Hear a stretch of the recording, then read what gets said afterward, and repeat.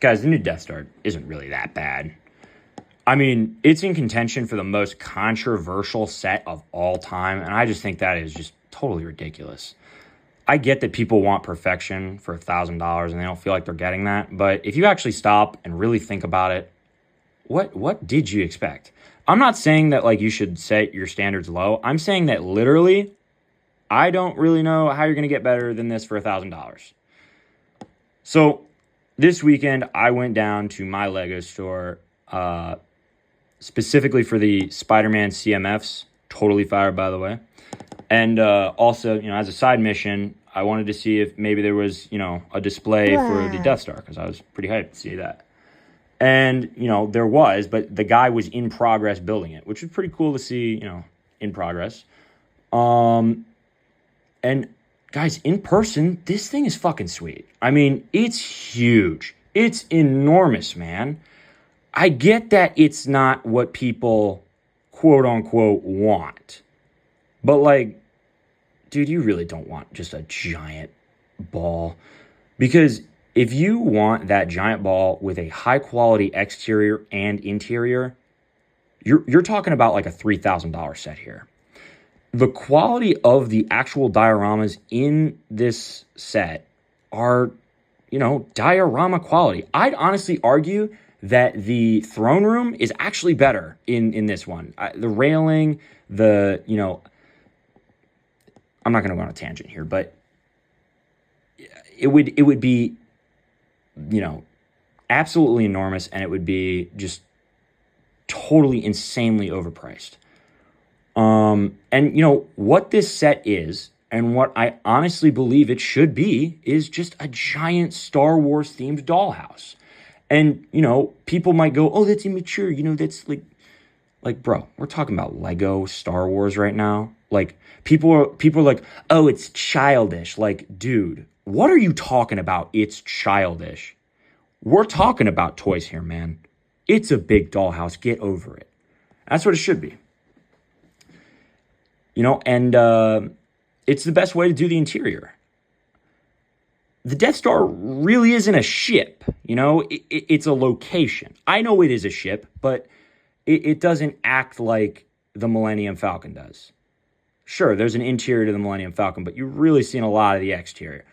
But the Death Star is more like a planet, Lego considers it a planet. They put it in the Planet series, which, by the way, bring that shit back. Why are we doing micro fighters and mechs when we have, the planets in storage? Those are just 20 million times better, and I just, whatever, But it's all about the interior, really, on the Death Star. And I think what really they should have done is just called this thing an MBS set. But I think just because since it's, technically a ship and the UCS line has much better brand recognition, they went with, that title. I asked ChatGPT, and he said there are only 9 exterior shots of the Death Star in total in A New Hope. And, take that with a grain of salt because I'm way too lazy to actually fact check that. But, you get my point either way. There's obviously a million more shots inside the Death Star than actually outside of it. You get it. In my opinion, there's like 3 ways to do a UCS Death Star in the Big 25.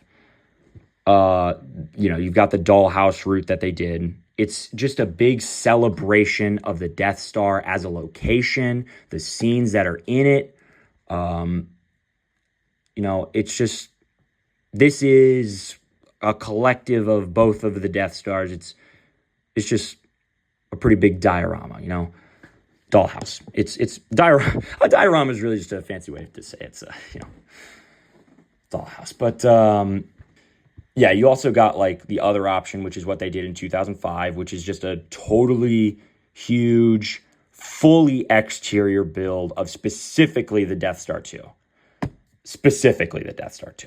Because there are some truly inbred weirdos who think that they want a UCS Death Star 1 in that style. And like, dude, if you want that, just go spray paint a basketball gray. Like, I mean, this is kind of my personal favorite, like the 2005 Death Star 2. I think that shit is absolutely fire. I'm really not an interior guy. Most people want an interior. I get that, but I'm totally more just a display and look at it and go, wow, that thing's cool. I'm not, I mean, I'll look in the interior. I'll go, little details. If I'm like really bored. But I really don't give that big of a shit about it. It could be there. It could not. Whatever. And so I just really like that Death Star 2 that's just super menacing and it's just a sick looking build in person. And it's one of my holy grail sets because when I was pretty young, like 4 or 5, I saw that Death Star like on display at a Lego store. And I'm thinking back on it, I'm like, why did they have that? Given that this was like 10 years after. If I said 4 or 5, it was definitely not 10 years after, but it was probably like 5 years after. I don't know when this took place, guys. But like seeing that thing in the Lego store, it was kind of like, it was a similar experience to seeing Megan Fox in Transformers 1 as a little kid. You're like, whoa, okay, just unlocked a new, like section of my mind. That's a new interest. Okay. And so it's always sort of had a special place in my heart for that. And just remember that story because it'll be important later. I think the third way to do it is to combine both of those ideas and just do the ultimate collector series Death Star. Have it be a $3,500 set that's absolutely enormous and just will not fit on anybody's shelf. It's just totally detailed out and blah, blah, blah. It's going to be the most epic Star Wars set of all time. And, it's, wow, you're the real deal Star Wars fan if you've got this one. And, that would be pretty sweet. But sweet in the same way that, like, a Ford GT is sweet. Like, it's sweet. It's pretty awesome. I would love to look at it at, like, a show, at, like, a car show. I'd be like, whoa, look at that. It's a Ford GT. But, like, what is the actual average Ford owner? Like, what is the average Lego fan doing with that? I don't, I might be totally wrong, but I really don't know how many people would actually buy that. And I think in 2025, you really do need to have that high level of detail. It really does need to be enormous. And if you see what they did in the dollhouse, I mean, it's beautiful in there. It's super well detailed. I mean, like, where would you even keep something like that? I mean, and like, are you really going to display the interior, or are you just paying that like extra $1,500 for that hyper detailed interior to just like never see it? Like, and these are totally made up prices, but you get what I'm saying. How are you going to move it? Like, to me, it just really isn't a good idea. And you might be thinking like, okay, but what about the other 2 Death Stars? You're just totally ignoring that. Isn't that a fourth option? No, it's not. Those are probably the best example of nostalgia bias that there is because they look like ass and they are way too small. If you put that set like on display next to other UCS sets, I mean, it'll look like a different product. They're absolutely buns, guys. They're just so incredibly small. They have no detail. The detail required for a UCS set is not in that. Like, oh, I just love seeing iconic scenes like a random jumble of barrels. Like, wow, holy shit, awesome. That's my favorite part of A New Hope. I think that's iconic, to be honest. Like, every single section of that set is outclassed by the modern one. It's higher detail, there's more space, the figures fit better. And, just the actual display is just terrible because you can't even see all of it at once. Most people, keep their stuff against a wall. I mean, you might be a weirdo and have it in the middle of your room, which should, I mean, okay, whatever. But, most people have it again, they're on shelves. So you need to have it on like a spinning top to even see the whole damn thing. It's stupid. So I just, I hear people say, oh, I want a ball. I want a ball. Okay, you're only seeing half of the thing then. Like, that's just stupid. And because most people fit stuff on their wall, on a shelf, they should do, the dollhouse design. It makes sense. They're just thinking about what is actually logical. And, I know that people complain about the backside, but to me, I mean, seeing it in person, like, I agree, it looks like Dookie and but you're never ever going to display it. You're never doing that. Like, why do you care? Really, why do you care? You're never showing that off.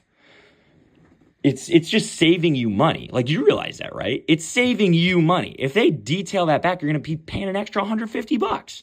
Like, seriously, guys, actually think about what you're asking for. Pause. This Reddit post makes me so angry because this dude is spitting straight facts and he just gets dogpiled by people who just are straight up wrong. I mean, this guy's trying to say that the Yavin is gorgeous from any angle. And they talk about these totally idiotic ideas. What the fuck are you talking? A half sphere?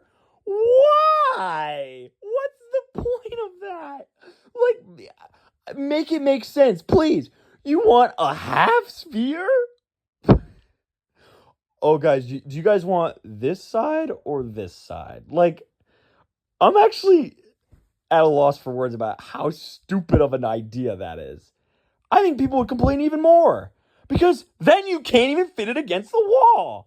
It would be just literally think about what that would look like. And just, if you seriously are thinking in your head, that looks good, I would want to display that, then click off the video, guys. You need to go to YouTube Kids, bro. Get out of here. You're paying to have something you're never going to see. They're doing you a favor. And, it looks like shit, sure, but there's some cool little details on there. Mini kit? I mean, come on. You got to appreciate that. I know it's just, pandering, but we're consumers, guys. We like that. Do we forget that? Do we forget that we like when they pander to us? That's just... there's just a lot of really sweet details. And I also think it's just really cool to see the actual architecture of the thing because... I mean, there's no Technic in it. I asked the guy who was building it at the Lego store.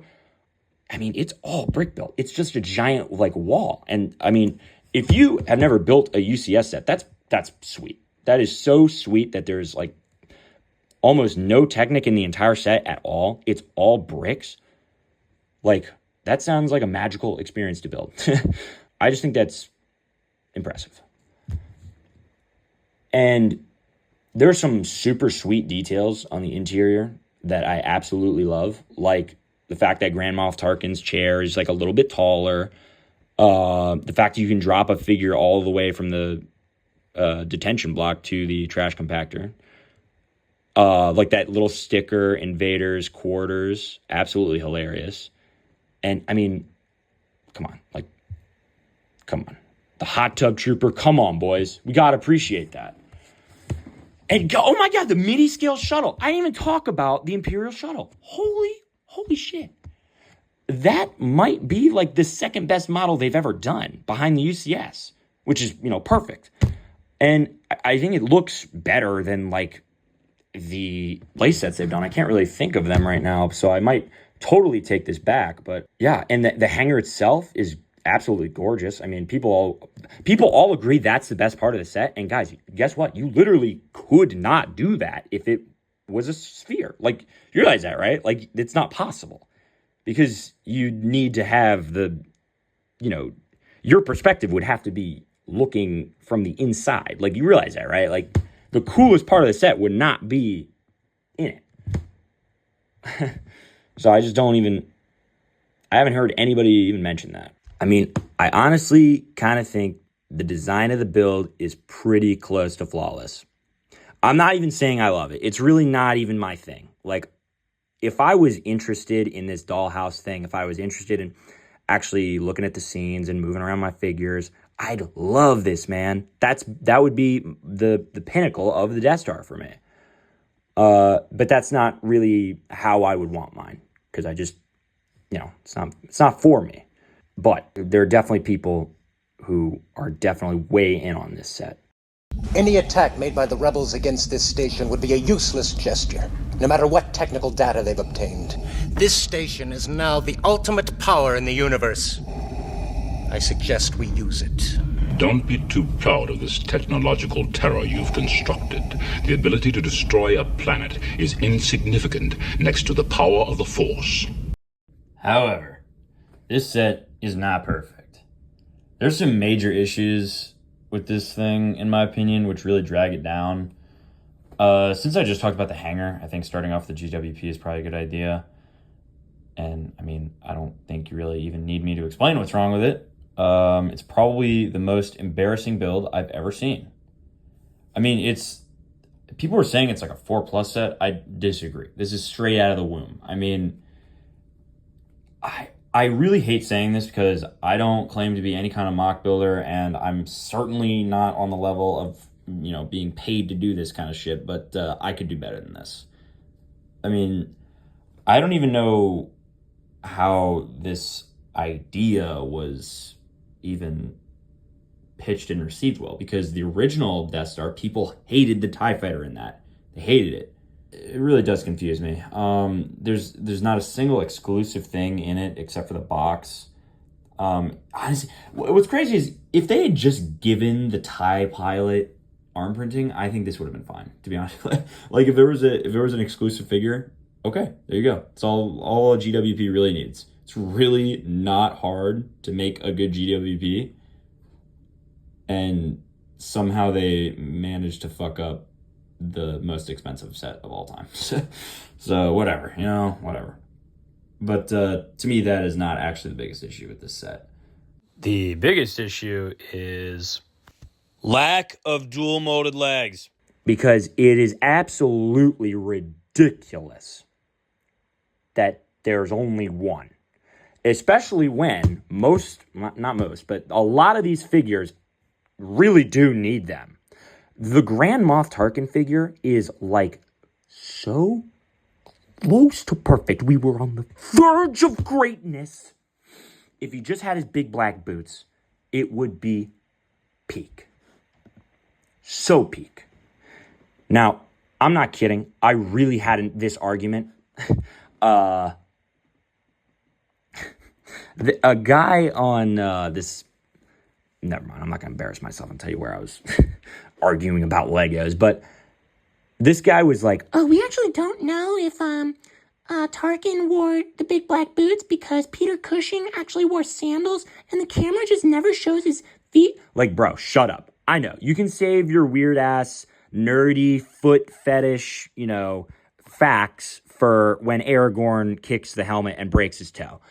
Like, we all know, bro. We all know. But he wears boots in Rebels, and, all of his action figures have big black boots. And, we know that the other Imperial officers wear big black boots, and none of the other Imperial officers do either. And this is a problem with all of them, in my opinion. The fact that the ATST driver in the UCS ATST doesn't have dual-molded legs, and nobody's complaining about it, like, I've seen, like... Nobody even mentioned that. Everybody's so worried about this Death Star and the fact that it has to be. It looks like the wing from Angry Birds. Like, bro, you need to be worried about other things. But yeah, and I mean, don't even get me started on the C-3PO. I don't think I need to even tell you the issue with the C-3PO. But if you do live under a rock, C-3PO has a silver leg, and in Lego, this is beautifully recreated through a dual-molded leg that comes in 2 sets. One of them is a specifically C-3PO-centric set, which makes sense to me. You want to put the best figure of C-3PO in the set that is literally C-3PO. Makes sense. I get that. The other one is Luke's UCS Landspeeder. okay, makes sense. But why the fuck is it not in the Death Star? I don't understand that. Now, the explanation that they gave was that it's not a standard across the board update or, upgrade, maybe I think they said. But like, it's essentially saying that the dual molded leg C-3PO is not the default figure and it's not going to be the standard, which makes sense to me. It's not going to be in every set, it is the premium figure after all. I get that. If you want to make collectors actually want to collect, there needs to be something to collect. Like, to be honest, I'd be pretty pissed if the Jango Fett figure that came in the UCS was in the playset, like, they did with Rex. I think the Rex was a little blown out of proportion because I think if you're buying a $600, what I don't even remember what it was like $650 or something. If you're buying that expensive of a set for one figure, I'm sorry, but you have other issues you need to be dealing with before you're worried about your little Rex figure. You got to figure out your life, bro. But why is a $1,000 set the standard? Like, why are we putting the standard in the most expensive set of all time? Why are we not putting the premium in that? That argument is so stupid because this set is literally just simply not the standard. This is literally the most expensive set ever. So it should have, the perfect C-3PO that they have made, I don't understand that. It really doesn't make any sense to me. And it's called the Ultimate Collector Series. It's not, there's actually a level above this Collector Series. It's just, I honestly don't understand. Like, why is it in the Land Speeder and not this? You can say, like, oh, C-3PO is more, more important to the Land Speeder than the Death Star, but, like, $1,000 is a little more important than, like, the $200 that the Land Speeder was. So, I just, I don't get it. And, I could sit here and poke holes in their defense all day. But it's really not necessary because unless you were born yesterday or you're rebel scum, you know why Poppy Tarkin doesn't have his boots. Nor does Han, by the way, which people don't talk about that Cloud City Han enough because that figure is perfect. Should be just the premium Han figure, and it's for some reason it's not. They can do it. They've done it before, but they're not going to do it in the most expensive set of all time. Like, what? It's just really weird to me. I don't know. But not the Hot Tub Trooper. They'll give it to the Hot Tub Trooper, which admittedly is an absolutely goated figure. Probably, I think you're realistically going to see that thing go for, like, maybe hundreds of dollars. I don't know. It's going to be a very expensive figure, though. And it is fire. The face printing is so good. Speaking of face printing, I feel like, Director Krennic's is really weird. To me, that just does not look like Ben Mendelsohn. I know I haven't heard anybody say that, but it's weird. That's not Orson, bro. All right, but with all that said, I do want to circle back to that store, that Lego store that I walked into an unknown amount of years ago and had my life changed forever by the 2005 Death Star. Because when I was in the Lego store the other day and I was talking to the gentleman building the thing, we had a nice conversation. We talked about how he would have done it, how I agree with the fact that, it's the dollhouse. I get what, I understand it. Blah, blah, blah. He talked about, like, his favorite parts of the build and, how fun the building experience was. And we had a nice conversation. And it all ended once I uttered the one phrase, the only thing that I don't like about this set is the dual molded legs, or lack thereof. And you could see, like, his face was like, oh man. this kid, you know, we were really bonding, and, you know, we were talking about Lego, we were talking about Star Wars. And, you know, this is like a 6-year-old guy. He's really nice. I mean, probably somewhere in that age range. And, I mean, it truly looked like it was the worst news he'd ever heard in his life. Like, oh, man. But then, right as he was about to say something, ex machina, this little kid goes, "Whoa, what's that?" Bazinga! Lights up. He goes, "Well, this is the new Death Star." And he's like, "Whoa, that's super cool. It's huge." And then, like, in that moment, I saw this kid's eyes. I saw this gleaming light, and I was just transported back in time. I felt my soul be sent careening back to a simpler time. You know, when girls were gross, I didn't, you know, give a shit about my grades. I don't need to worry about a job. I don't care about if I'm clean, you know. When the world was magic, I just saw that, like, he is seeing what I saw in whatever year that was. Like, for those 6 or 7 seconds, I realized, like, oh my God, I'm a negative Nancy. Like, you know, maybe C-3PO should have a silver leg. But then again, maybe I should just shut the fuck up and just consume. Because truthfully, Lego really isn't hurting anybody. And if it's a big enough deal to someone and they spent the $1,000, they probably have access to the figures already, the quality ones, dual molded like C-3PO. It's really not that expensive. And, you know, I'm not happy about it, but I can recognize that there are bigger fish to fry in the big 2025 than C-3PO's right leg. Because, honestly, and all in all, the set is sick. If you hate it, I'm sorry, but you're a negative Nancy. If you're out here saying, "This is an embarrassment, this is the most embarrassing set they've ever made," then you're a negative Nancy. That's all I can tell you. You're a hater, and you just want to complain. Because it's really not. Like, it's not for everybody. And if you aren't sure how you feel about it, go take a peep at it. Go get some eyes on it at the Lego store, and you might be swayed. You might go, "Oh shit, wait, that actually is pretty sick." Because I don't think people realize, like, the actual scale of it. Like, you can see the pictures in comparison to a guy, but with Lego, you really never know what it actually looks like until you see it in person. And this is one where I go, it does look way cooler in person. Like, sure, the back still just looks like a big hunk of brick, but, like, seriously, no one is looking at that. It's like a weird birthmark on the inside of your ass cheek. No one really cares. Like,